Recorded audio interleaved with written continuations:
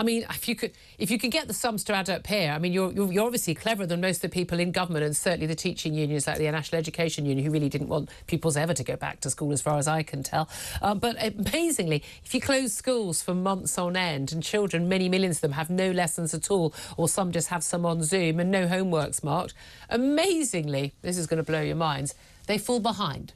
Who knew that? Well, latest surveys have shown that primary school pupils in England are still behind in their outcomes on mathematics compared before the pandemic. Outcomes in maths have not recovered to pre-pandemic levels in primary schools, equating to a loss of 1.3, 1.4 months of learning for pupils in year 5 and 6. Well, you know, that's basically a whole term. Let's talk to Matilda Martin. She's a news reporter at the TS, the Times Educational Supplement. Good morning to you.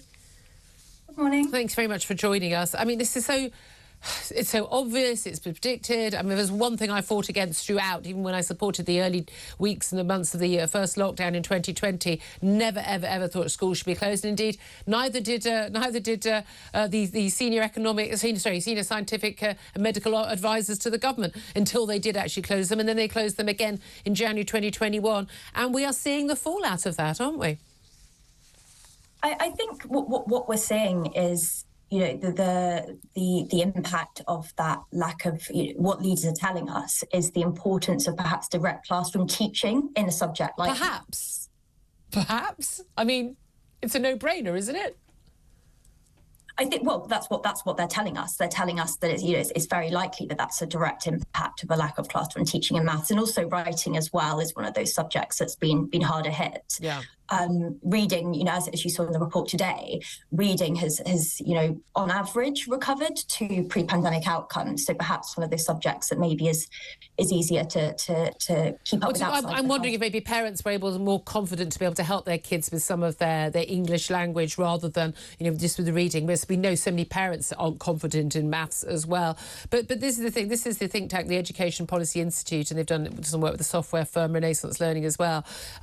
Basically, they're saying, you know, look, the maths is what's been hit hardest, but we know that this has a knock-on effect. We've got Rishi Sunak, you know, talking only a few months ago about, we should all be doing maths until the age of 18 and becoming as numerate as we are literate. But you know, that if you've basically got millions of children who are behind in that, we're not moving towards doing any better, are we? At 18, if we can't even get kids up to scratch by the age of 11. But there was amazing progress made. Michael Gove, I've got very big issues with him over lockdown and many other policies, but he was a superb education secretary, in my view, in terms of bringing up standards in state comprehensive.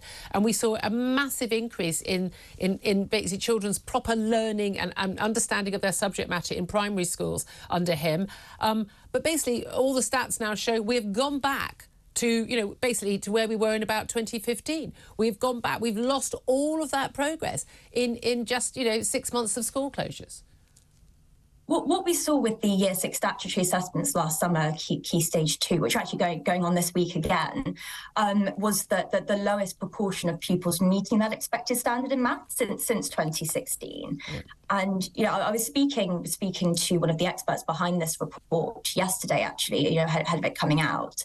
And one of the things that they're really concerned about is that kind of perhaps pressure on education recovery waning a little bit. They feel that perhaps society as a whole and the government as well, kind of the focus is moving away from that education recovery. And what they really don't want to see is, you know, that support for schools waning, because they feel it's going to take a longer time to catch But what's up. extraordinary, we know we had you know, the catch-up czar. He resigned because he said that the amount of money that should be put into helping kids catch up at school wasn't enough. He wanted, I mean, billions more. And then we did see that money being announced. Again, I believe it was absolutely not enough. Worked out, I think, 50 quid per pupil, which is just, you know, one tutoring session in many areas. But actually, huge amounts of that money, hundreds of millions, haven't actually been spent by schools, which is very bizarre, since schools are all saying that, you know, in the middle-class leafy suburbs and in the inner city schools, that they are desperate for cash, and they've had their real terms cash cut per pupil, which they have. And yet they're not using up this catch-up cash to actually, you know, deal with some of the issues that the decision to close schools imposed. Where is that money going, and why is it not being used?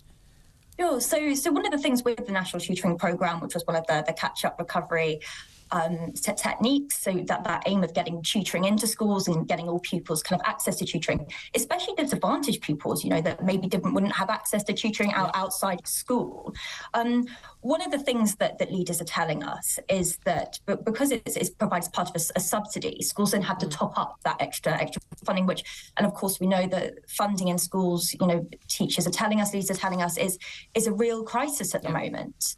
So I think, that pressure to kind of use your own funding to top that up is perhaps, one of the things they're saying is putting schools off. Yeah, indeed. Matilda Martin, great to talk to you. She's with the Times Education Supplement. Thank you for that. Alan Tolhurst still with me. Alan, it breaks my heart. It absolutely breaks my heart whenever I read any of these stories, these statistics, and how many young children, particularly, we're so focused on GCSE and A-level pupils, or when they need to have their lessons. Actually, the primary school kids were just thrown under the bus, and even the kids who did get some lessons at primary school, very difficult to do these lessons unsupervised. The parents having to try and do their job as well, and it is the poorest kids in the poorest homes who most need a great education to give them a better life who lost out the most. I mean, if the Archbishop of Canterbury wants to speak out about something, why don't we call that morally unacceptable? Because he's been very quiet about that. Yeah, it was what the long COVID we talked about earlier. This is one of the long consequences that we're definitely going to keep seeing as we go further. Long lockdown. It's not a consequence of COVID. Most other countries didn't do this. Right, exactly. And it's interesting that you talked about the money. The fact is, again, linking back to the story about teachers, there being not enough pool, a bigger pool enough doctors. Yep. There's not a big enough pool of teachers. The extra tutoring and the extra time in the classroom, if there aren't the teachers there to provide that, then you can't use the money, and therefore it's a big problem that schools have, is that they can't access that because they don't have the bodies there to be able to actually and the high quality teachers. I mean, one of the things people we often talk to you about this from the campaign for better education is this for real education. Sorry, Chris McGovern is about not spending all this money on teaching assistants who aren't properly qualified, and actually having really well qualified, really well trained teachers who know how to handle the class, who can deal with the class. In Far East, you've got class sizes twice the size, but they have discipline, there's understanding. You face the teacher, you listen to what the teachers do. You're not having groups of 6 kids looking at each other, chatting to each other, and then wondering why they haven't learned anything at the end of the day. We've just lost sight of what actually works when it comes to adults imparting knowledge and ideas and thinking processes to children who don't know them. We're too child-centred. Like, you've got a young one. You're going to learn this. Yeah, certainly am. He's off to nursery this morning. So yeah, I'm telling you what, if you've got a kid, send your kid to the most old-fashioned school you can find where they'll actually learn something. That's my idea.